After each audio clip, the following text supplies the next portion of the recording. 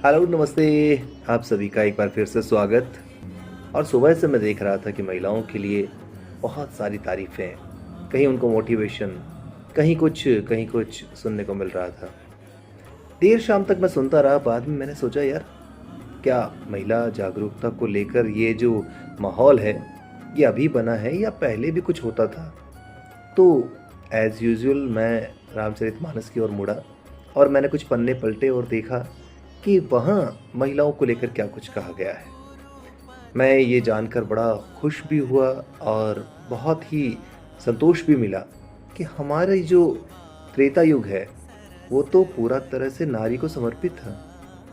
आप देखिए रामचरितमानस में कई चौपाइयाँ ऐसी मिलेंगी जो वाक़ई में स्थापित करती है कि महिला समाज की रीढ़ है, हमारी बैकबोन है।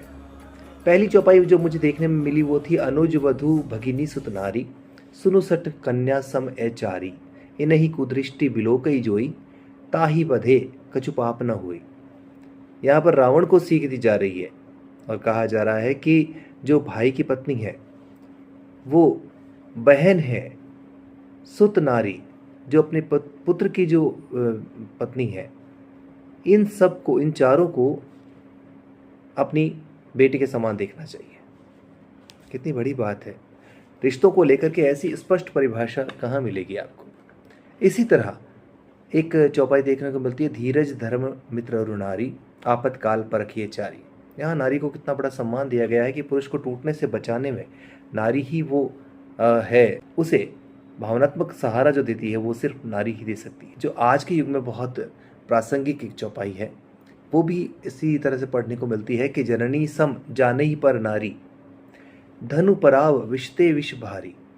यानी पर स्त्री को माँ के समान देखना चाहिए, जो आज बहुत रेयरली देखा जाता है। और अगली लाइन में कहते हैं कि जो पराया धन है वो तो विष के ऊपर का जो विष है उससे भी विषैला होता है। तो ये सब चीज़ें। और सबसे आखिर में हम कहते हैं राधे कृष्ण का नाम लेते हैं, लेकिन आप सिया राम को क्यों भूल जाते हैं? एक चौपाई है, सिया राम मैं सब जग जानी, करहु प्रणाम जोरी जुग पानी। यहाँ राम से पहले सिया है, क्योंकि नारी ही नहीं है तो संसार में बचता ही क्या है। आप सभी को एक बार पुनः अंतर्राष्ट्रीय महिला दिवस की शुभकामनाएं। नमस्कार। जय सिया राम।